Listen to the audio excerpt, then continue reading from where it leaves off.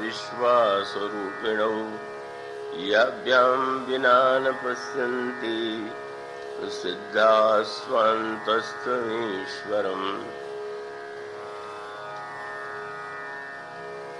श्रद्धेय महामंडलेश्वर स्वामी माधवानंद जी महाराज, श्रद्धेय महंत श्री ओंकारानंद जी महाराज, श्रद्धेय स्वामी श्री गोविंदानंद जी महाराज, इन सब के प्रति मेरा सादर नमन प्रणति। आप सब लोगों का स्वागत है। आइए, अभी आपके सामने जो श्लोक पढ़ा गया, जिसमें गोस्वामी जी भगवती उमा और भगवान शंकर को श्रद्धा और विश्वास के रूप में प्रस्तुत करते हैं। उनका अभिप्राय यह है कि ईश्वर समस्त प्राणियों के अंतःकरण में है, पर इतना होते हुए वह ईश्वर जो है हमें दिखाई नहीं देता, और दिखाई इसीलिए नहीं देता कि उसको देखने के लिए जो दृष्टि चाहिए वो आंखें हमारे पास नहीं है। हर वस्तु को देखने की क्षमता सब में नहीं होती है, सबकी आंखों में नहीं होती है। इसी का संकेत जिस समय जनक नंदिनी की खोज में समुद्र के किनारे बंदर एकत्र होते हैं, निराश हैं, और उन्हें ऐसा लगता है कि 1 महीना व्यतीत हो जाने पर भी हम उस लक्ष्य को नहीं पा सके जिसे पाने के लिए हमें भेजा गया था। और राजा सुग्रीव ने ये पहले ही कह दिया है कि समय की अवधि व्यतीत होने पर जो व्यक्ति बिना पता लगाए लौट कर आवेगा उसे मृत्यु दिया जाए, मृत्यु दंड दिया जाएगा। तो ऐसी निराशा की स्थिति में उन्हें ऐसा लगता है कि मृत्यु दंड दिया जाए, इसके स्थान पर हम लोग अनशन करके शरीर को छोड़ दें। समुद्र के किनारे वे कुश का आसन बिछा करके अनशन के लिए बैठ जाते हैं। उस समय जहां समुद्र के तट पर बंदर बैठे हुए थे, उसी के पास एक पहाड़ था, और पर्वत की कंदरा से एक स्वर बंदरों को सुनाई पड़ा, और वह स्वर जो था संपाति नाम के गीध का। गीध ने यही कहा कि आज तो लगता है ब्रह्मा मेरे ऊपर बड़े प्रसन्न हैं। बहुत दिनों से मुझे भोजन नहीं मिला था, आहार के अभाव में मैं मरने ही वाला था, और फिर आज तो कितना अच्छा हो रहा है कि जब इतने बंदर एक साथ प्राण दे देंगे तो हमारे भोजन के लिए तो न जाने कितने दिनों तक ये काम आएंगे। और उसने यही कहा कि गिरि कंदरा सुनी संपाति, बाहर होई देखी बहु कीसा, मोहि आहार दीन जगदीशा, और आज सबन कर भक्षण करूं, दिन बहु चले आहार बिनु मरूं। बंदर आतंकित हो गए, क्योंकि मृत्यु के साथ साथ व्यक्ति यह चाहता है कि हमारी मृत्यु और उस मृत्यु के बाद हमारी दुर्गति न। मृत्यु के बाद भी व्यक्ति सोचता है कि उसको सम्मान दिया जाए, उसकी अर्थी ऐसे निकाली जाए, उसको ऐसे उसका संस्कार किया जाए। तो बंदरों को लगने लगा कि अब क्या हम लोगों के जीवन का यही अंतिम उपयोग है क्या, ये गीध हमें खा जाएगा। उस समय अंगद के मन में एक विचार का उदय हुआ और अंगद ने उस समय एक वाक्य कहा। अंगद ने कहा कि धन्य जटायु सम को नाही। संपाति गीत है, जटायु वे गीत। अंगद ने विचार का आश्रय लेते हुए कहा, धन्य है जटायु, उसके समान भला और कौन था जिसने श्री राम के कार्य के लिए, जनक नंदिनी की रक्षा करने के लिए अपने प्राण अर्पित कर दिए। उस समय जिस समय जटायु का नाम संपाति के कान में पड़ा, उसने बंदरों से कहा, आप न डरें, जटायु मेरे भाई थे और आप लोगों के मुख से उनका नाम सुन करके मैं जानना चाहता हूं कि मेरे भाई ने क्या कार्य किया। उस समय जो प्रसंग आता है वो बड़ा गंभीर है और बड़ा समझने योग्य।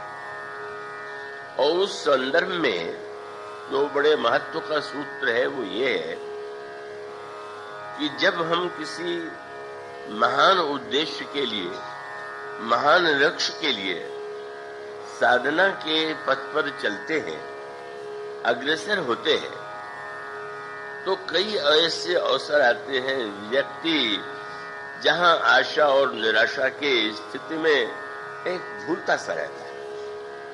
कभी उसको ऐसा लगता है कि प्रभु अनुकूल है, हमारा लक्ष्य पूरा होगा, और कभी कभी ऐसी निराशा लगती है कि क्या बतावें, मुझे जीवन में कुछ इतना प्रयत्न करने पर भी शांति रूपा सीता का दर्शन नहीं हुआ, का महाशक्ति स्वरूपा सीता जी की प्राप्ति नहीं हुई, पराभक्ति रूपा सीता जी की कृपा प्राप्त नहीं हुई। उस संदर्भ में 2-3 सूत्र बड़े ही महत्व के हैं।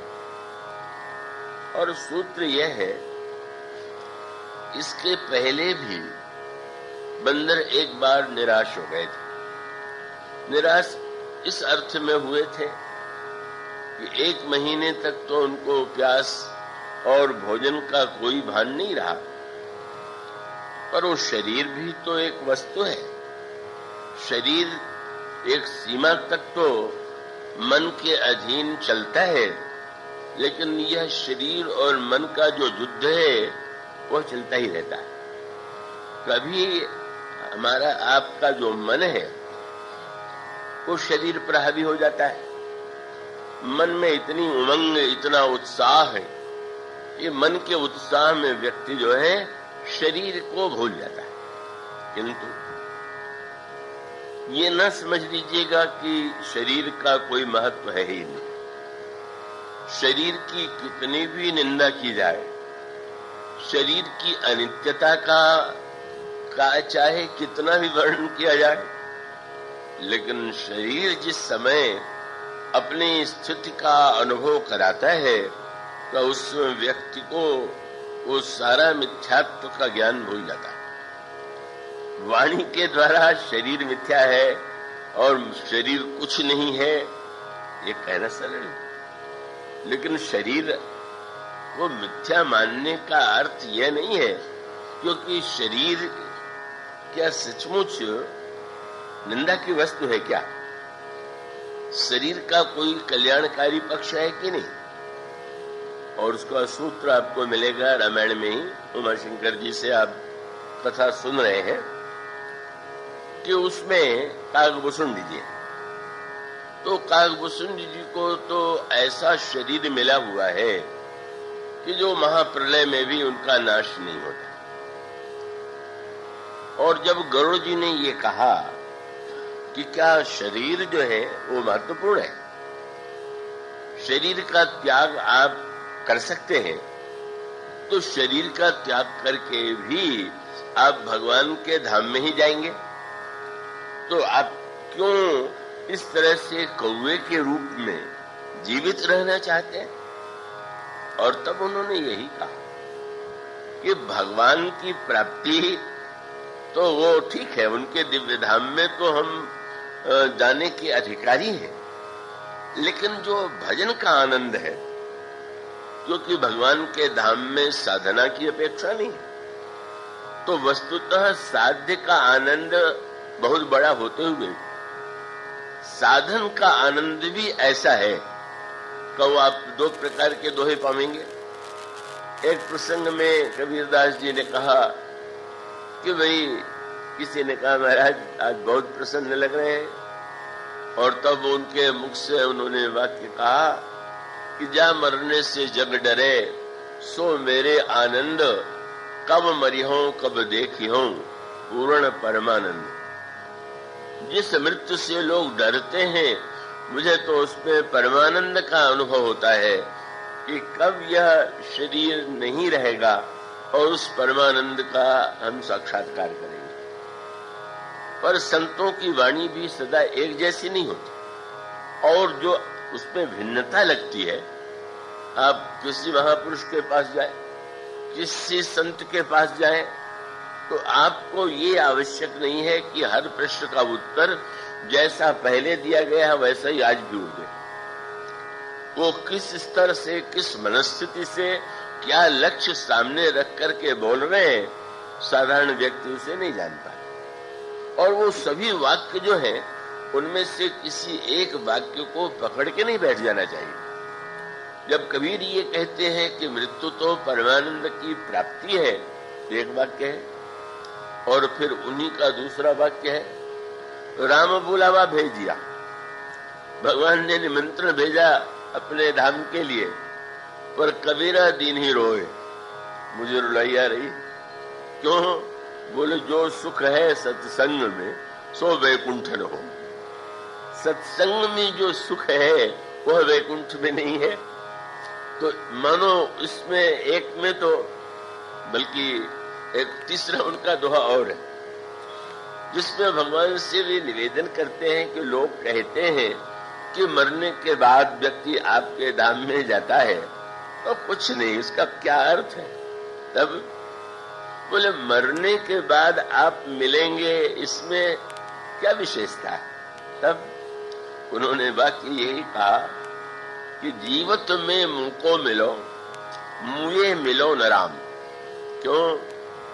बोले जब लोहा माटी मिला तो पारस के ही काम। लोहा जब मिट्टी में मिल जाए और पारस आवे तो पारस का चमत्कार क्या है? लोहा पारस है और लोहे को सोना बना दे तो पारस का चमत्कार है। मानो शरीर तो लोहे की तरह है, और आपकी भक्ति के द्वारा, उस पारस के द्वारा इस जीवन में हम धन्य हो जाएं तो सार्थकता है कि मरने के बाद हम धाम में पहुंच जाएं। इसके सारे वाक्य विरोधी लग रहे हैं। और रामायण में भी यही बात का गीधराज जी ने कहा कि वाह, मैं शरीर चाहता हूं कि बने ही रहे। क्यों? बोले तनु बिनु वेद भजने नहीं करना। भजन का जो आनंद है, साधन का जो आनंद है, वो तो शरीर से प्राप्त होता है, और इसलिए मैं चाहता हूं कि शरीर सदा सदा बना रहे। कौआ शरीर ही चाहिए तो कौआ क्यों? बोले यही तन राम भगति मोहि जामे। इसी शरीर के द्वारा हमें भगवान की भक्ति मिली, इसलिए मैं इसी शरीर में रहना चाहता हूं, सदा जीवित रहना चाहता हूं और निरंतर भजन करना चाहता हूं। एक दूसरा पक्ष है, ये जो संपाति जी हैं, उन्हीं के बड़े भाई जटायु का जिस समय वह लंकेश्वर राक्षस रावण जनक नंदिनी का हरण करके ले जा रहा है, सीता जी विलाप कर रही हैं, का उस समय गीधराज ने रावण को चुनौती देते हुए कहा कि रे दुष्ट ठाड़ किन होई, निर्भय चलिस निजास मोही। अरे दुष्ट, तू कौन है जो इस प्रकार का अनर्थ कर रहा है? उस समय एक बार तो रावण को आश्चर्य हुआ, ये कौन है कि जो मुझे चुनौती दे रहा? दूर से लगा कि क्या मैनाक पर्वत आ रहा है, क्या गरुड़ आ रहे हैं? पर उसको लगा कि जब पास आने लगे और दिखाई पड़ा कि जटायु जी बहुत बूढ़े हो गए थे, तो उसे बड़ा आश्चर्य हुआ कि अच्छा, ये बूढ़ा जटायु और मुझे साहस कर रहा। और तब रावण मन ही मन हंसा, बड़ा अभिमानी था। अच्छा लड़ने नहीं आ रहा। क्यों? बोले शास्त्रों में लिखा हुआ है कि तीर्थ में अगर शरीर छूट जाए तो का मनुष्य की मुक्ति हो जाती है। तो इस वीर ने सोचा होगा कि जीवन में बहुत पाप किया, अब किसी तीर्थ में शरीर छोड़े तो मेरी मुक्ति हो जाएगी।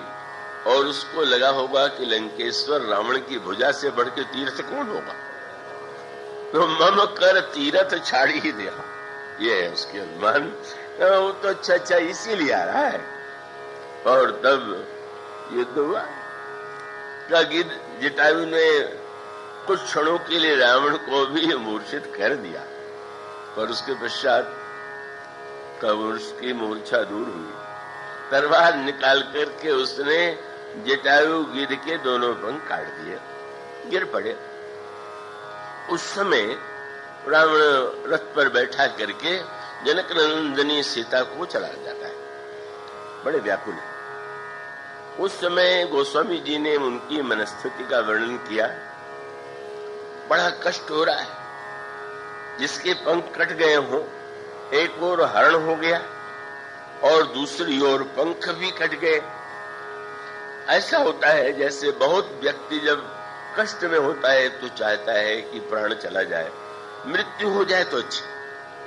तो ये जटायु भी यही सोचने लगे, और उन्होंने सोचा कि अगर मैं पीड़ा से व्याकुल होकर के मैं शरीर को छोड़ दूं तो हमारा जो कर्तव्य है उसे मैं पूरा नहीं कर पाऊंगा। कम से कम श्री रामभद्र को मैं यह समाचार तो दे दूं कि रावण ने जनक नंदिनी का हरण किया है, और इसलिए उन्होंने निश्चय किया कि नहीं, चाहे जितना कष्ट हो मैं प्राण को जाने से रोकूंगा।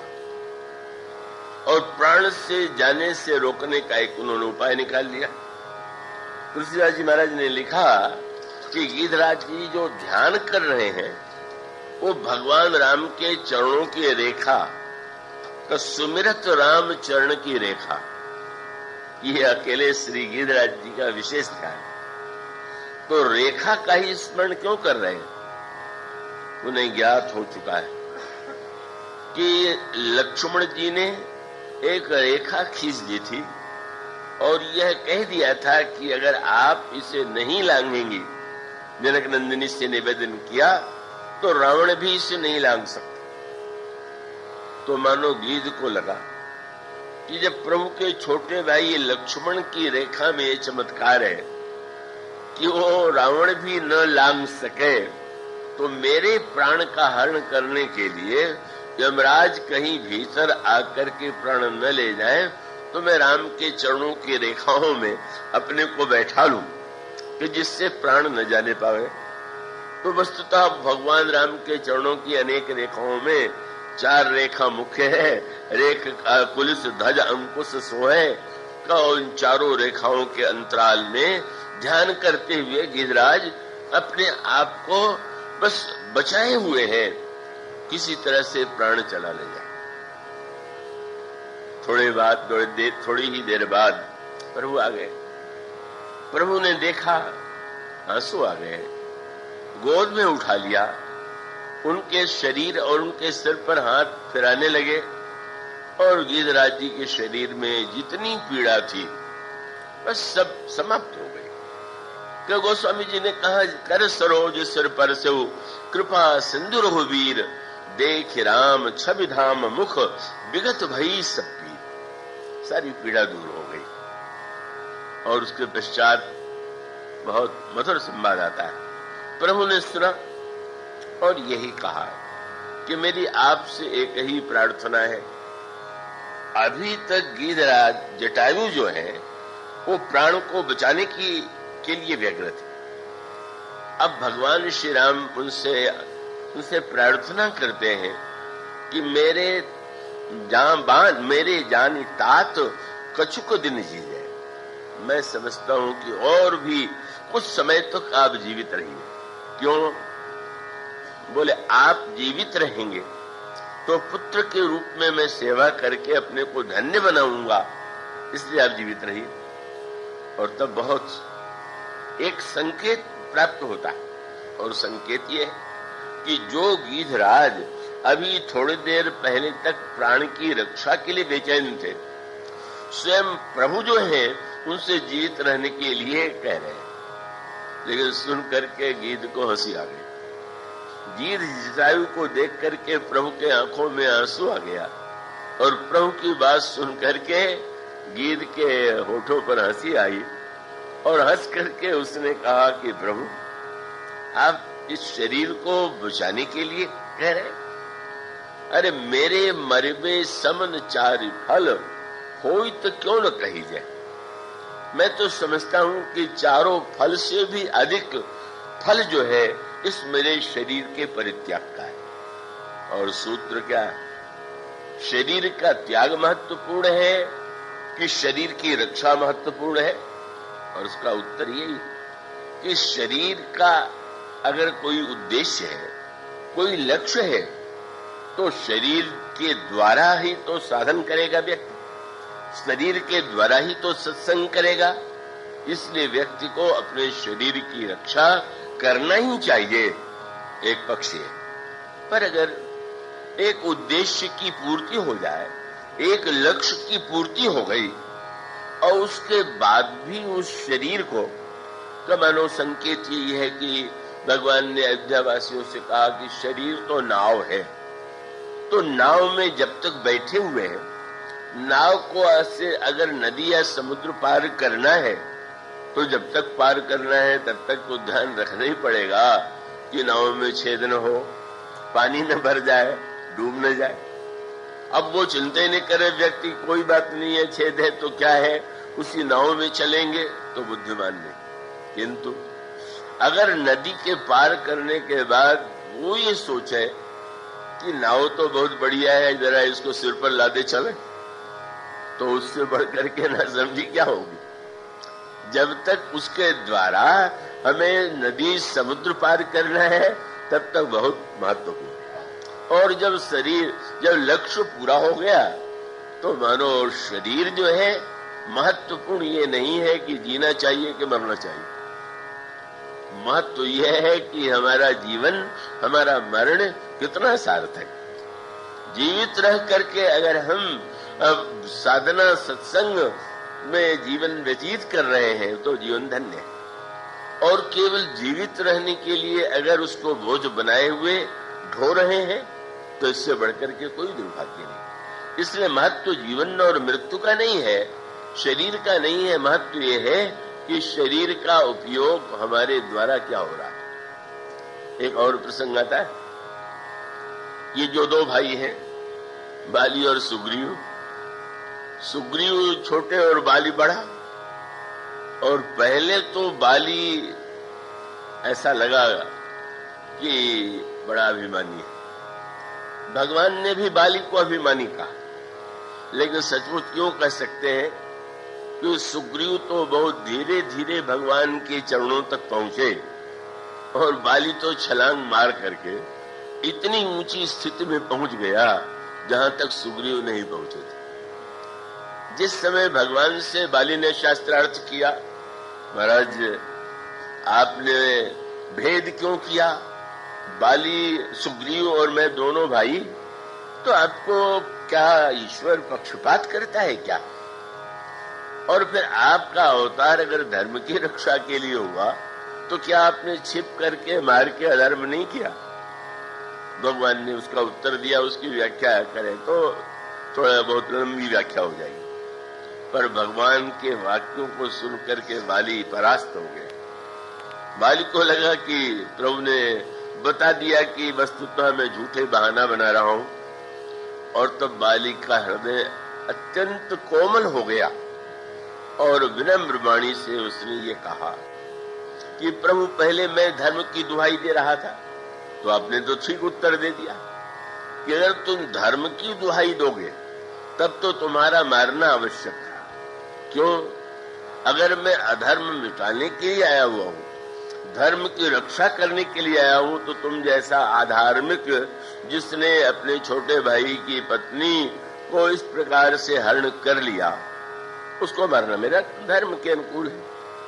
और तुम जब ये कहते हो कि मैंने छिप करके मारा, तो ये तो सत्य नहीं है। मैं तो छिपना नहीं चाहता था, मैं तो तुम्हें दिखलाना चाहता था, तुम तो देखना नहीं चाहते थे। और ठीक है, क्या सूर्य में शक्ति है क्या कि वो आपको अपने आप से छिपा ले? सूर्य में शक्ति नहीं है कि वो निर्णय करे कि इनको हम प्रकाश देंगे, इनको नहीं। पर आप में शक्ति है कि आप आंख मूंद लीजिए, सूर्य ने दिखाई दे। सूर्य आपको वंचित नहीं कर सकता, लेकिन आप सूर्य को देखने से बच सकते हैं। भगवान का अर्थ है, तुम कह रहे हो मैंने छिपके मारा, क्या ये सच है क्या?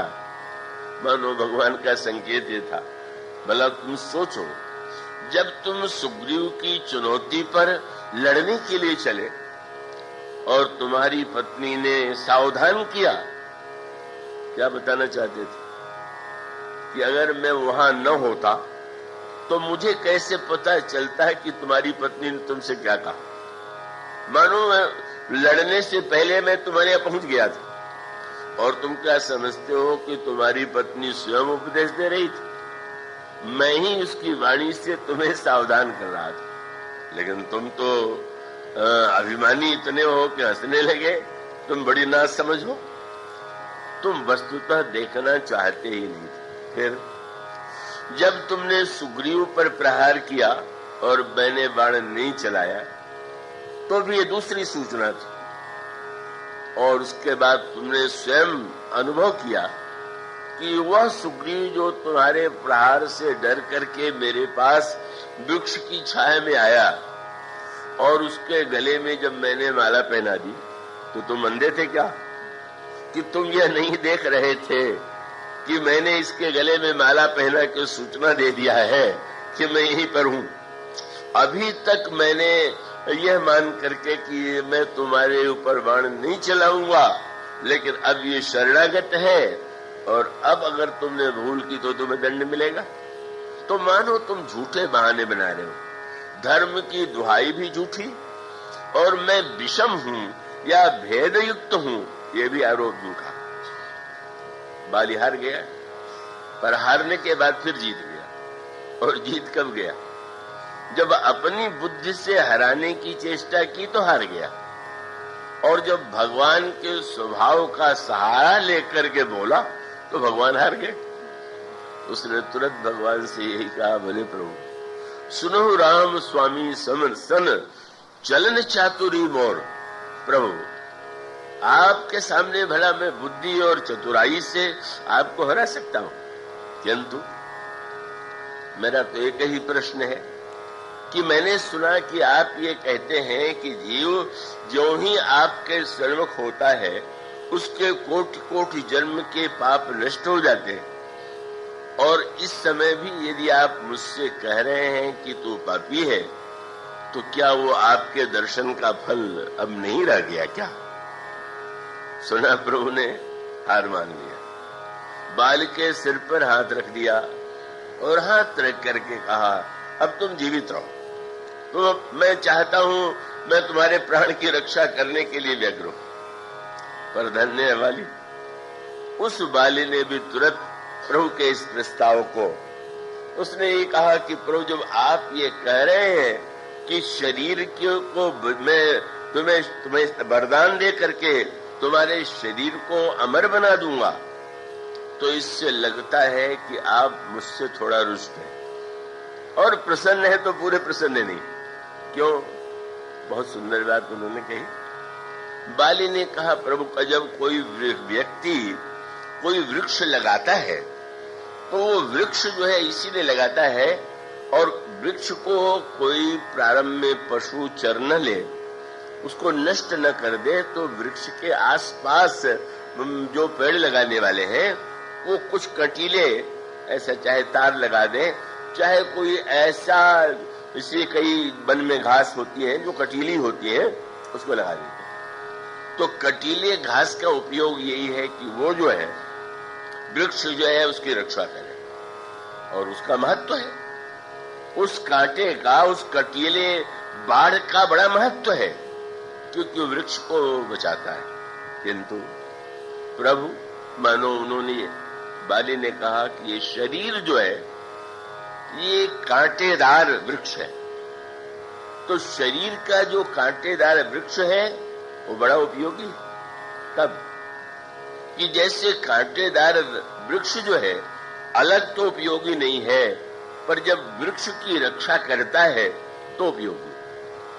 तो इसी प्रकार से भगवत भजन का जो वृक्ष है उसके लिए ये शरीर कांटेदार, उसकी रक्षा करते रहे तो ठीक।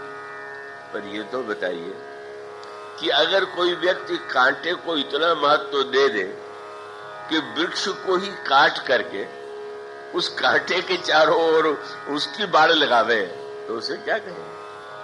तो प्रभु, अस कवन सठिहट मुहि जानी अति अभिमान बस, प्रभु कहु राखु शरीर ही, अस कवन सठ हठ काट सुरतरु, बारी करी बबूरही।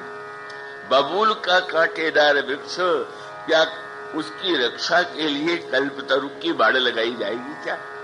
और इसलिए प्रभु, मुझे नहीं चाहिए शरीर, नहीं चाहिए प्राण। कितना दिव्य अवसर है, आप मेरे सामने हैं। जिसका नाम स्मरण आवे इसके लिए मुनि अभ्यास करते हैं, और वो प्रभु मेरे सामने आप खड़े हैं। इससे बढ़कर के कोई सौभाग्यशाली मृत्यु हो सकती है? और सचमुच एक क्षण में वो अहमता से और ममता से मुक्त हो गया। देहाभिमान से मुक्त होना बड़ा कठिन, पर बाली मुक्त हो गया। और दूसरी ममता बड़ी कठिन। तो भगवान ने जब कहा कि तुम जीवित रह के भी तो मेरी सेवा कर सकते हो, तो क्या सेवा का महत्व तो कम है क्या? तो बाली ने कहा, प्रभु मैं सेवा भी करूंगा। क्या? अंगद को बुला लिया और कहा कि महाराज, ये तो मेरा पुत्र है, और शास्त्र कहते हैं कि आत्मा वही जायते पुत्र। पुत्र जो है वो तो पिता की आत्मा है, तो इसके रूप में मैं आपकी सेवा करूंगा। क्यों भाई, तुम सेवा न करके पुत्र के रूप में क्यों करना चाहते हो? तो बड़ी सुंदर बात बाली ने कही कि यह तनय मम सम विनय बल, ये पुत्र मेरे ही समान बलवान है और बड़ा विनम्र है। बड़ी मीठी बात कह दी। बलवान तो मैं था, पर विनय नहीं, और जो विनयी नहीं है वो सेवा कर नहीं सकता। इसलिए जो विनय युक्त तो मेरा ये शरीर है, ये आपकी सेवा में रहेगा। और साथ साथ बाली ने प्रभु से अनुरोध किया, गही बाह, जरा आप इसकी बाह को पकड़ लीजिए। कितनी चतुराई की बात कही। आपके घर में कोई महापुरुष आवे तो आप कहेंगे महात्मा जी के चरण पकड़ो।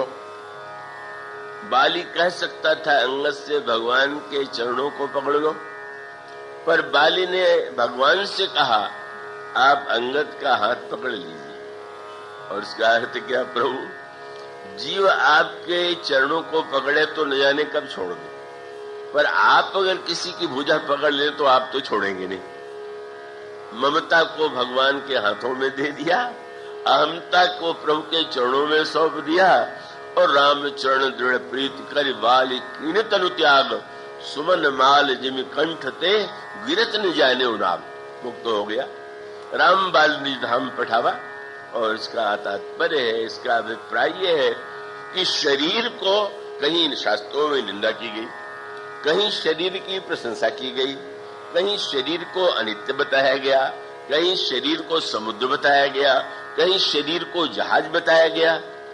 और इसका एक ही तात्पर्य है कि शरीर का हम उपयोग क्या कर रहे हैं, महत्व तो इसका है। आप शास्त्र में शरीर की निंदा पढ़ करके शरीर की निंदा करने लग जाए तो ये तो कोई बुद्धिमत्ता की बात नहीं है। इसलिए यहां संकेत यही था, बंदर अब व्याकुल हो गए थे कि हम शरीर छोड़ दें, और उस समय मानो संपाति के रूप में जब यह स्वर सुनाई पड़ा कि मैं खा जाऊंगा, तो व्याकुल क्यों हो गए? उसका अर्थ है कि शरीर की ममता कहीं न कहीं मन में भीतर थी। ऊपर से कह रहे थे लेकिन कहीं न कहीं ममता थी। वो व्यंग में कहा जाता है ना कि बुढ़िया सिर पर गट्ठर लगे हुए, उसने कष्ट के मारे, गरीबी के मारे ढो रही थी, पटक दिया और यही कहा कि मृत्यु हमें उठा ले तो बहुत अच्छा है। सो यमराज सामने आ गए तो बोले, तुमने क्या कहा? बोले, लकड़ी का गट्ठा उठा दीजिए। मानो कह रही थी आप उठा लीजिए, लेकिन वो शरीर की ममता। तो उसका फिर परिणाम हुआ कि गीध और ये जो दोनों गीध हैं, संपाति और जटायु, यही एक महान सत्य है और उसमें सूत्र साधना का विद्यमान। और वो सूत्र यही है कि जटायु ने भगवान राम के कारण शरीर का त्याग कर दिया, और त्याग कर दिया तो हरिपुर गयऊ परम बड़ भागी, उससे बढ़कर के भाग्यवान कौन हो सकता है। मानो शरीर अगर भगवान के कार्य में, हनुमान जी महाराज जा रहे सीता जी का पता लगाने के लिए, सुरसा आ गई सामने, मैंने सुना है कि तुम बहुत बड़े विरागी हो, तुम्हारे तो शरीर में कोई ममता है ही नहीं, तो बहुत अच्छा है, तुम्हारे शरीर में ममता नहीं है और मैं भूखी हूं, तो इससे बढ़िया बात क्या होगी कि भोजन के लिए शरीर दे दो। आज सुरन मुहि दीन हारा, मानो तुम्हारी परीक्षा है, शरीर में ममता होगी तो देने में डरोगे, और शरीर से ममता नहीं होगी तो मुझे खिला दोगे। हनुमान जी ने बहुत सुंदर उत्तर दिया, बोले अभी नहीं, बस यही सूत्र है, अभी हमें शरीर रखना है और बाद में राम काज करी फिर में आवो, सीता कहे सुधि प्रभु ही सुनाओ। एक बार में भगवान राम का कार्य पूरा कर लूं, भगवान राम के कार्य के लिए प्रभु का संदेश मैं सीता जी तक पहुंचा दूं, सीता जी का संदेश प्रभु के पास पहुंचा दूं, और उसके बाद तब तो बदन पैठी हुआ।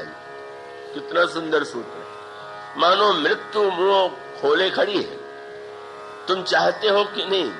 उनका अभी नहीं, पर लक्ष्य पूरा हो जाने के बाद मुझे कोई शरीर से कोई लोभ नहीं, मैं तुम्हारे मुंह में चला आऊंगा। पर सुरसा समझ गई कि ये बंदर जब वो लक्ष्य ही पूरा कर लेगा तो मेरे मुंह में कहां समाएगा, इसलिए वो बाद में एक दो दूने बढ़ने के होड़ में सुरसा परास्त होकर के हनुमान जी को आशीर्वाद देती है। तो आशीर्वाद की विशेषता क्या है? ये दिखाने के लिए कि मैं बहुत बड़ा शरीर से ऊपर उठा हुआ हूं। कई लोग ऊंचे काम भी कभी कभी दिखाने के मोह में। वो व्यंग में एक बार सत्संग में तो बात कही गई कि कई सन्यासी एकत्र हुए और फिर परस्पर सत्संग होने लगा कि किसने क्यों त्याग करके गृहस्थाश्रम संन्यास ग्रहण किया। तो सबने अलग अलग उत्तर बताए, पर एक बैठे हुए थे चुप। तो उनसे पूछा गया कि आपने संन्यास क्यों लिया, आप क्यों नहीं बोलते? तो उन्होंने कहा संन्यास मैंने लिया नहीं, लोगों ने सन्यासी बना दिया। बना क्या दिया? लेकिन मैं तो सत्संग में जाता भी नहीं। एक संत आए तो मैं तो चला जा रहा था, पर संत जी ने सहज भाव से पूछ दिया ये कौन है जो जा रहे हैं? बोले महाराज जी तो बड़े सत्संगी। अब वो शब्द सुन के मुझे लज्जा लगी। महात्मा जी ने कहा इतने सत्संगी आओ बेटा आओ। तो मैंने सोचा कि अब लोगों ने चाहे व्यंग में कहा है और महात्मा जी ने सरलता से मान लिया तो भाई चलो बैठ ही जाए। बैठ गए तो थोड़ी देर बाद लोग कहने लगे महाराज नित्य के सत्संगी तो यही है, हम लोग तो कभी कभी आते। तो महात्मा जी को लगा कि तो बहुत अच्छा व्यक्ति है, वो नित्य जो है। मैं जाने लगा और थोड़े दिन के बाद चारों लोग कहने लगे कि अभी घर में रुक नहीं सकते, जरूर घर छोड़ देंगे। तो मैंने घर छोड़ दिया कि भाई अब बदनामी न हो। मानो व्यंग ये है कि कभी दिखाने के लिए हनुमान जी अगर ये दिखाना चाहते कि नहीं नहीं मुझे ले शरीर का क्या अर्थ है, शरीर का क्या महत्व है, हनुमान जी ने कहा महत्व है। हनुमान जी कहते हैं कि शरीर का महत्व है और महत्व इतना कि माँ के पास पहुंच गए। माँ से बड़ी ऊंची बातें हुई ज्ञान की, भक्ति की, स्वभाव की, प्रभाव की। पर अचानक हनुमान जी ने जो बात मां से कही, मां ने कहा, हो तात बलशील निधाना, अजर अमर गुण निज सित होहु, करहि बहुत तो रघुनायक छोहु। इतना मिलने के बाद हनुमान जी क्या कहते हैं, सुनो मां, भूख की बात आ गई। मानो हनुमान जी का तात्पर्य था कि अब वो भाषण का भाषण तो अलग है, पर माँ और बेटे के बीच में वेदांत की चर्चा थोड़ी होती है, वो तो खाने पीने की बात होती है। माँ को चिंता होती है हमारा बेटा भूखा न रह जाए, और बेटा औरों से चाहे संकोच करे पर माँ से तो निसंकोच मांग लेता है। और सचमुच माँ ने नहीं कहा कि अरे तुम्हें और भूख, तुम्हें भूख प्यास से क्या है। माँ ने यही कहा कि सुन सुत करहि विपिन रखवारी, परम सुभट रजनी चर भारी। मैं तो चाहती हूँ, मुझे पहले कहना चाहिए था फल खाने के लिए, पर देख रहे हो ये दुष्ट जो है यहाँ, ये तुम्हें खाने देंगे, इसलिए डर के मारे मैं नहीं कह रही। बड़े प्रसन्न हुए हनुमान जी। माँ ने सचमुच मुझे छोटा बच्चा मान लिया, अभी मेरा रूप देखने के बाद भी कितनी चिंता है। तो हनुमान जी ने तुरंत कहा, तिनकर भय माता मोहिना है। माँ मुझे उनका कोई भय नहीं। क्या? बोले जो तुम सुख मानो मन मान, आप बस आप मन में प्रसन्न है तो मुझे भय नहीं, और आप नहीं है तो फिर नहीं। और तब तुरंत माँ ने वात्सल्य भरे स्वर में कहा, रघुपति चरण हृदय धरी, तात मधुर फल खाओ। हनुमान जी ने कहा था कि वृक्ष के फल कितने सुंदर हैं, पर माँ ने कहा कि सुंदर देख करके फल नहीं खा लेना चाहिए। सुंदर है तो क्या पता देखने में सुंदर और खाने में कड़वा हो। तो ये मोह की वाटिका, रावण की वाटिका, इसके फल है तो बड़े सुंदर, पर सुंदर को जब तक मधुर न बना लेना तब तक मत खाना। मधुर बनाने का उपाय क्या है? बोले भगवान को भोग लगा देना, और जब प्रभु को अर्पित कर दोगे तो रघुपति चरण हृदय धरी, तात मधुर फल खा। और हनुमान जी सचमुच रावण ने भी पूछा तुमने फल क्यों खाए, तो हनुमान जी ने कोई बड़ी ऊंची भाषा नहीं, हनुमान जी ने कहा भाई खाऊं फल, प्रभु लागी भूखा। भाई भूख लगती है तो व्यक्ति को चाहिए भोजन, मुझे भी भूख लगी हुई थी, तुम्हारे बाग के फल थे तो मैंने खा लिया, तो क्या बुरा किया।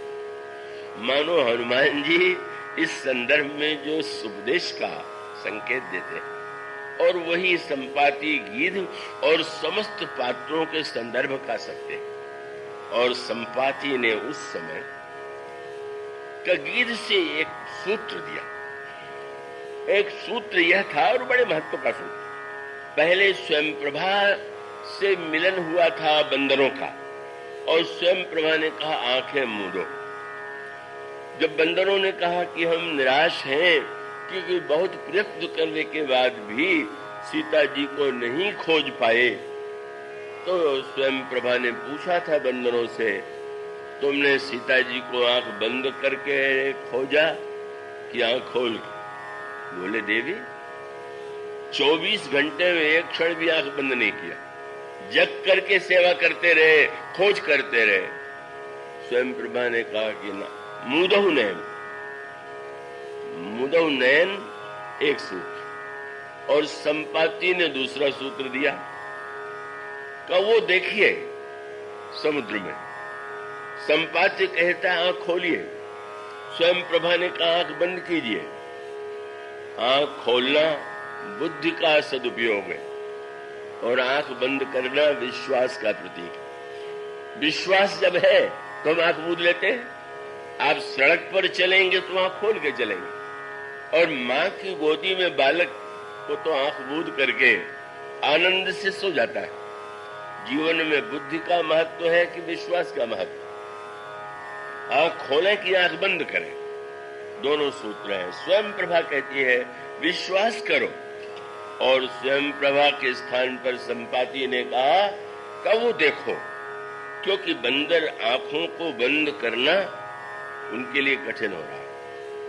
उस समय उन्होंने स्वयं प्रभा से के कहने पर एक बार तो आंख मूंद लिया, पर नेत्र मुदे रहना क्या सरल है क्या? वो स्वामी जी ने लिखा, नैन मुदि पुन देखे ही वीरा।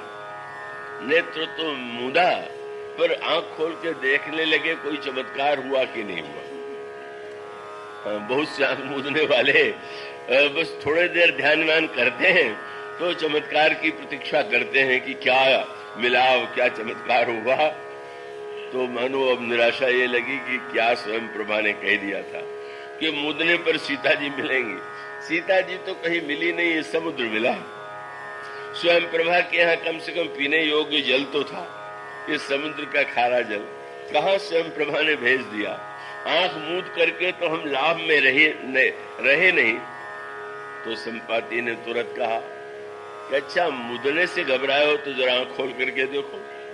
वो है समुद्र, समुद्र के बीच में है लंका, लंका में अशोक वाटिका, अशोक वाटिका में सीता जी बैठी हुई। अब बंदर आंख फाड़ फाड़ के देख रहे हैं, कुछ नहीं दिखाई दे रहा। आंख खोलना का अर्थ क्या है? बुद्धि की सीमा है कि नहीं? कितने देर आप आंख खोले रहेंगे? कितने देर आप बुद्धि के द्वारा ही निर्णय करेंगे? और तब सूत्र दिया, और वह सूत्र यह था कि भाई, या तो तुम्हारी आंखों में वो शक्ति हो कि तुम देख लो। विश्वास क्यों करना पड़ता है? जिस समय बुद्धि स्वीकार कर ले कि हम में क्षमता देखने की नहीं, उस परम शक्ति को हम नहीं देख पाते, तो अगर देख सकते हैं तो देखिए, और न देख सकते हो तो जिसने देखा हो उस पर भरोसा कीजिए, विश्वास कीजिए। तो संपाति ने कह दिया, मैं देखूं तुम नाही न गीदई दृष्टि अपार।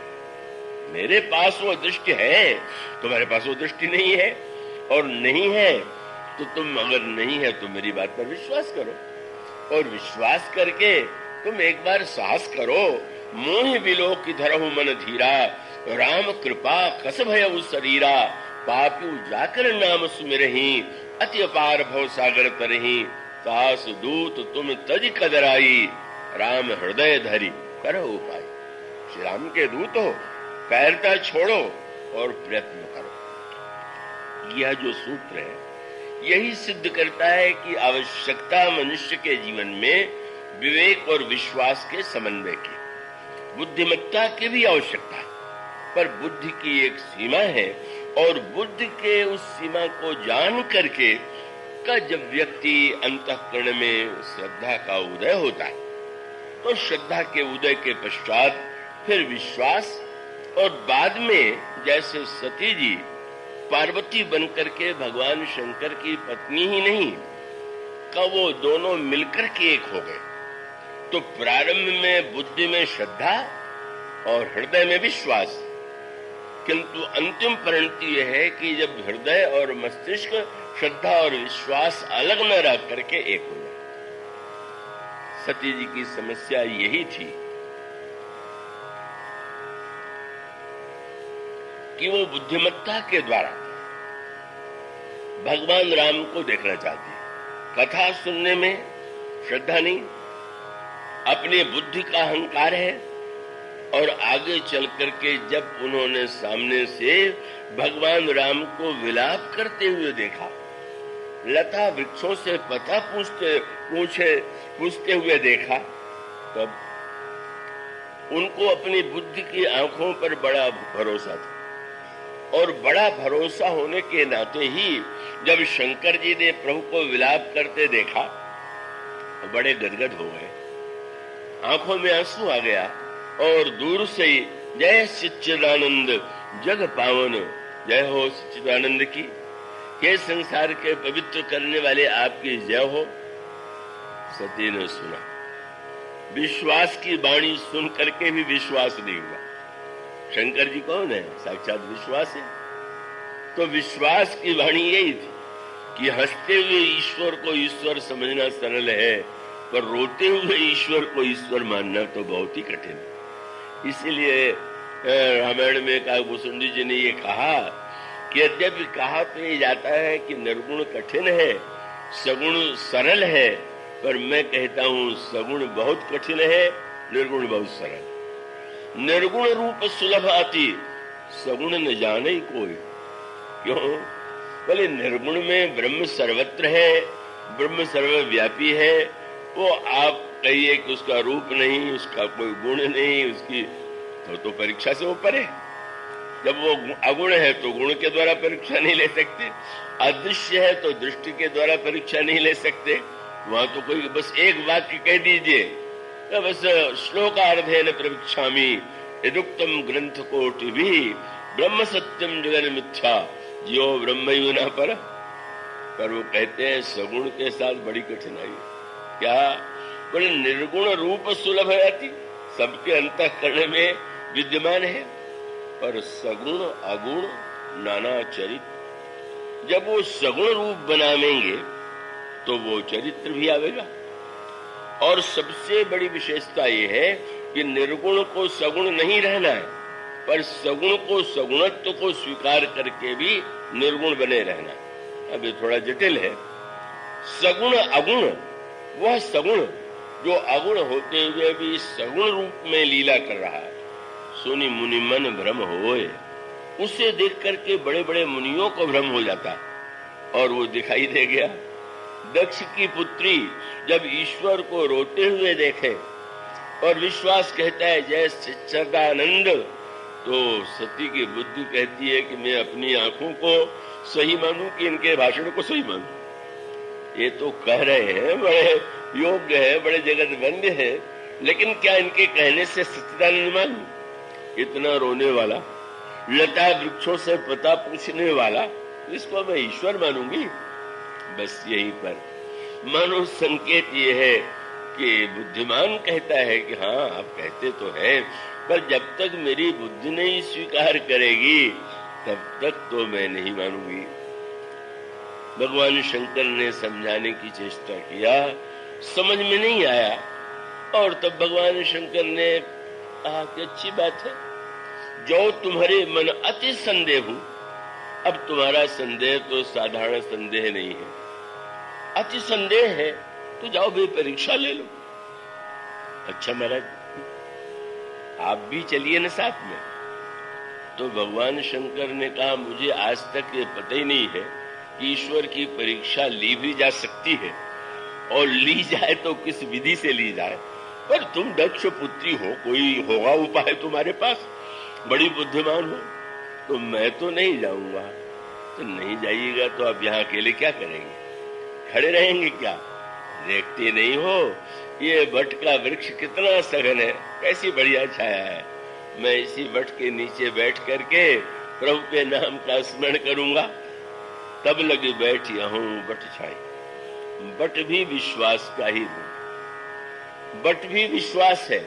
विश्वास ने कहा तुम संदेह के जंगल में जब तक भटकोगी तब तक मैं विश्वास की छाया में प्रभु के नाम का जप करूंगा।